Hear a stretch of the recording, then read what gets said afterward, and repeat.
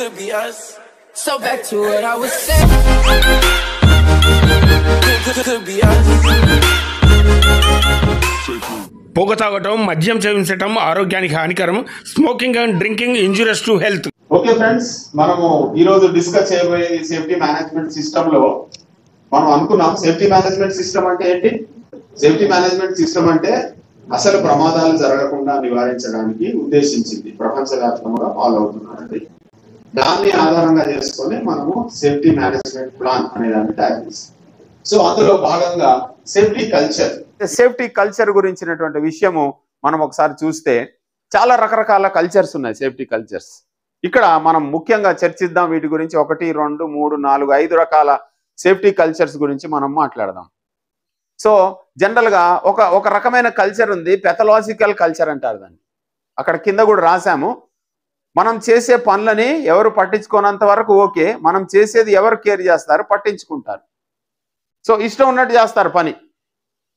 మన చూస్తే మనల్ని ఎవరు చూస్తారు, మనల్ని ఎవరు చూడరు, మనం ఏం చేసినా ఏం కాదు, నో ప్రాబ్లం, ఎవరు చూడనంత వరకు ఓకే అంటే సరైనటువంటి విధానంలో వీళ్ళు పని జరిగించరు అనమాట. దీన్ని పెథలాజికల్ కల్చర్ అంటారు. ఇంకా ఒక విధంగా చెప్పాలంటే దొరికితే దొంగ, లేకపోతే దొర.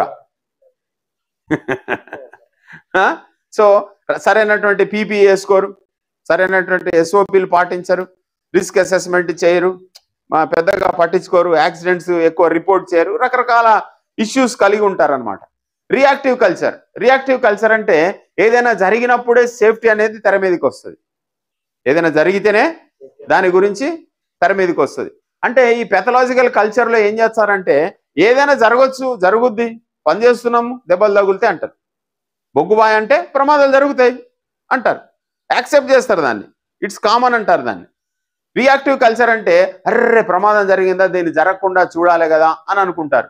జరిగిన తర్వాత ఏదైనా జరిగినప్పుడే సేఫ్టీ అనేది, ఏదైనా ఇన్సిడెంట్ కానీ యాక్సిడెంట్ కానీ జరిగినప్పుడు అప్పుడు సేఫ్టీ తెర మీదకి వస్తుంది అనమాట. ఇది రియాక్టివ్ కల్చర్, ఇది అంత మంచిది కాదు. సో ఇంకొక కల్చర్ ఉంది, ఇది క్యాలిక్యులేటివ్ కల్చర్ అంటారు. దీన్ని అంటే ప్రొసీజర్స్, డాక్యుమెంటేషను అంతా చేసి బరాబర్గా ఉంది అంతా అంటారు. అంటే ఎస్ఓపి చెప్పినాం సార్, ఎస్ఓపీలు రాసాం సార్, ఎస్ఎంపి అంతా తయారు చేసాం సార్, మంచిగానే ఎస్ఎంపి చదువుతున్నారు సార్, ఎస్ఓపీలు చదువుతున్నారు, ఫోటోలు తీస్తున్నారు సార్, అందరికీ తెలుసు సార్, ట్రైనింగ్ ఇచ్చినాం సార్. సరైనటువంటి ఎక్కువ మొత్తంలో ట్రైనింగ్ ఉండదు ఇక్కడ, అంత ఎఫెక్టివ్ ట్రైనింగ్ లేకుండా, అంత అవగాహన సరిగ్గా లేకుండానే ఉంటుంది. ఇది క్యాలిక్యులేటివ్ కల్చర్. దీన్ని మనం ఎలాగ చెప్పొచ్చు అంటే, ఒక బొమ్మకి కీ ఇస్తే ఆ కీ ఉన్నంత వరకే ఆ బొమ్మ ఆడుతుంది, దాని తర్వాత ఆగిపోతుంది. అంటే ఎవరైనా వస్తున్నారో లేకపోతే ఎవరైనా చూస్తారో, ఎవరైనా ఇన్స్పెక్షన్ ఉన్నప్పుడు చాలా అలర్ట్గా చేసి అవన్నీ చూడడం జరుగుద్ది, ఏదైనా జరిగినప్పుడు చూడడం జరుగుద్ది. అయితే చాలా అద్భుతమైన కల్చర్ ఏంటంటే ఇది అంత మంచి కల్చర్ కాదు. ఇందులో రిస్క్ అసెస్మెంట్ కానీ ప్రొసీజర్స్ని పాటించడం కానీ ఎక్కువ చేయరనమాట. యాక్సిడెంట్ అనాలిసిస్ కానీ సరిగ్గా ఉండదు. సో ప్రొయాక్టివ్ కల్చర్ అంటే పని చేసేవారి అందరి భాగస్వామ్యంతో సేఫ్టీని మేనేజ్ చేస్తారు. సో అందరినీ ఇన్వాల్వ్ చేస్తారు, అందరూ కాంట్రిబ్యూట్ చేస్తారు. సో అందరు కలిసి వర్క్ చేస్తారు, సేఫ్టీగా పనిచేస్తారు. వాళ్ళ ఆలోచన ఏముంటుందంటే ఎటువంటి ప్రమాదాలు జరగకూడదు అనే ఉద్దేశంతో వాళ్ళు ప్రొయాక్టివ్గా చేస్తారనమాట. ప్రొయాక్టివ్ అంటే ముందు చూపుతో చేసేది, అసలు ఆ ప్రమాదం జరగకుండా ఉండాలి, ఒకసారి జరిగింది మళ్ళీ రిపీట్ కావద్దు అంటారు వీళ్ళు. కానీ వీళ్ళు ఏమంటారు, అసలు ప్రమాదాలే జరగొద్దు అంటారు. సో దీని ఉద్దేశంతో మనం తయారు చేసిందే safety management plan. Safety management plan మనం ఎందుకు తయారు చేసాం, సేఫ్టీ మేనేజ్మెంట్ సిస్టమ్ ఎందుకు ఇంప్లిమెంట్ చేస్తున్నాం సింగరేణిలో, కారణం అంటే అసలు ప్రమాదాలే జరగొద్దు. మన ఉద్దేశం ఏంటి, జీరో హార్మ్.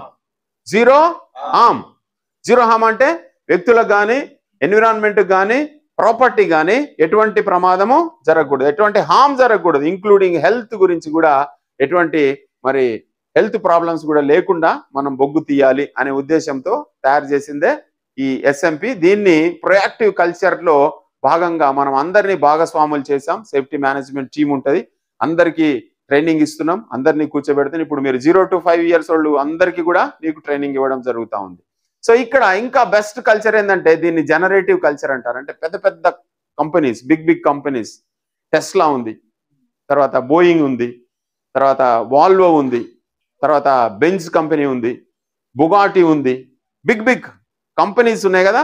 వాళ్ళందరూ పాటించేది ఏంటంటే అసలు మనం బిజినెస్ని మనం చేసే పని ఎంత సేఫ్టీతో చేస్తున్నాం అంటే సేఫ్టీ అనేది వాళ్ళ డిఎన్ఏలో ఒక పార్ట్ అన్నమాట, ఇంటిగ్రల్ పార్ట్. సో ఎంత అద్భుతంగా మనము పని చేస్తా ఉన్నాం అనేది ఏం కల్చర్, ఇది జనరేటివ్ కల్చర్ అంటారు దీన్ని. అంటే ఇందులో చాలా అద్భుతంగా వాళ్ళు పనిచేస్తూ ఉంటారు, సిస్టమ్ మీద ఫోకస్ చేస్తూ ఉంటారు, వ్యవస్థల మీద ఫోకస్ చేస్తూ ఉంటారు, మనుషుల మీద ఫోకస్ చేయరు. సో మంచి రిస్క్ అసెస్మెంట్ చేస్తారు, అంటే ముందే మరి అంచనా వేస్తారు. సో వేసి మంచి విధానంలో మరి ఎవరికి ఎటువంటి నష్టం జరగకుండా వాళ్ళు పాటించడం జరుగుతుంది అనమాట. సో సేఫ్టీని ఒక వాళ్ళ మరి పనిలో ఒక భాగంగా ఇంపార్టెంట్ కోర్ యాక్టివిటీగా పాటిస్తారు. ఇక్కడ చూసినట్లయితే మీరు చూడొచ్చు కదా కల్చర్ ఎట్లా ఉందో. ఇక్కడ మేము ఆస్ట్రేలియాకి వెళ్ళినప్పుడు తీసిన ఫోటో ఇది చూడండి. ఆ ట్రాఫిక్ లో కార్లు ఎలాగా కరెక్ట్ గా ఎవరో కొలత పెట్టి కొలిచినట్టే ఉన్నాయి కదా. సో మన దగ్గర అట్లా ఉంటాయా? మన దగ్గర అలాగ ఉండవు కదా. కారణం ఏంటి? సేఫ్టీ కల్చర్ అది వాళ్ళది, వాళ్ళ ట్రాఫిక్ కల్చర్ అది, సేఫ్టీ కల్చర్ అది వాళ్ళది. అందరు సీట్ బెల్ట్ పెట్టుకుంటారు. సో ట్రాఫిక్ రూల్స్ ఎవరు వైలేట్ చేయరు. సో ఇది సేఫ్టీ కల్చర్ అన్నమాట. సో ఇక్కడ మనం చూసాము పెథలాజికల్ కల్చర్, ఇది మంచిది కాదు, ఎవరు చూస్తేనో చేస్తారు లేకపోతే లేదని కాదు. ఇంకా ఇంకో విధంగా చెప్పాలంటే రియాక్టివ్ కల్చర్, ఏదైనా జరిగినప్పుడే సేఫ్టీకి తెర మీద వస్తుంది అనే కల్చర్. క్యాలిక్యులేటివ్ కల్చర్, మా దగ్గర ప్రొసీజర్స్ ఉన్నాయి, డాక్యుమెంటేషన్ ఉంది, అంతా ఉంది అని చెప్తారు, కానీ కొద్ది రోజులు మాత్రమే అది యాక్షన్లో ఉంటుంది, దాని తర్వాత మళ్ళీ అది రకరకాల ప్రమాదాలు జరిగే అవకాశం కూడా ఉండొచ్చు. ప్రొయాక్టివ్ కల్చర్, అందరూ కలిసి సేఫ్టీని ఒక కోర్ యాక్టివిటీగా కంపల్సరీ ఇది మనం చెయ్యాలి, ఇది అందరం చేస్తాము, ఇది అన్ని డిస్కస్ కూడా చేసుకుంటారు, అంత చక్కటి కమ్యూనికేషన్ ఉంటుంది, అందరు కూడా కలిసి చక్కగా పనిచేస్తారు, టీం వర్క్తో చేస్తారు. కాబట్టి ప్రొయాక్టివ్ కల్చర్ అనేది చాలా అద్భుతమైంది. తిరిగి జనరేటివ్ కల్చర్ అంటే చాలా టాప్ లెవెల్ కల్చర్. సో ఇప్పుడు మనము ఆలోచించాలి, మన కంపెనీలో ఏ కల్చర్ కలిగి ఉన్నాం, మనము ఏ కల్చర్ని కలిగి ఉన్నాం, మనం మీ మైండ్లో ఏ కల్చర్ మీరు కలిగి ఉన్నారు. ఇప్పుడు చెప్పా కదా నేను మీకు. సో ఏ కల్చర్ కలిగి మీరు చూస్తూ ఉన్నారు, చాలా రోజుల నుంచి వర్క్ చేస్తూ ఉన్నారు. కాబట్టి మనము సరైనటువంటి అద్భుతమైన సేఫ్టీ కల్చర్ని ఇంప్రూవ్ చేయాల్సిన బాధ్యత మన మీద ఉంది. సో ఇక్కడ సేఫ్టీ కల్చర్ అనేది నిజంగా చాలా అంటే బాగా బాగా పెద్ద పెద్ద సంస్థల్లో సేఫ్టీ కల్చర్ అనేది లాస్ట్ రిసార్ట్. ఫస్ట్ వాళ్ళ కల్చర్లో రోబస్ట్ ఎక్విప్మెంట్ ఉంటుంది, అద్భుతమైనటువంటి మరి యంత్ర సామాగ్రి ఉంటుంది, ఎటువంటి విధానంలో ఫెయిల్ కాకుండా ఎంతో క్వాలిటీగా వాడేది ఉంటుంది. తర్వాత రిగరస్ ప్రొసీజర్స్ ఉంటాయి, చాలా ఖచ్చితమైనటువంటి పద్ధతుల్ని అమలు చేస్తారు. సో దాని తర్వాత అప్పుడు సేఫ్టీ కల్చర్ ఉంటుంది. So safety culture is the last line defence for high reliability organisations.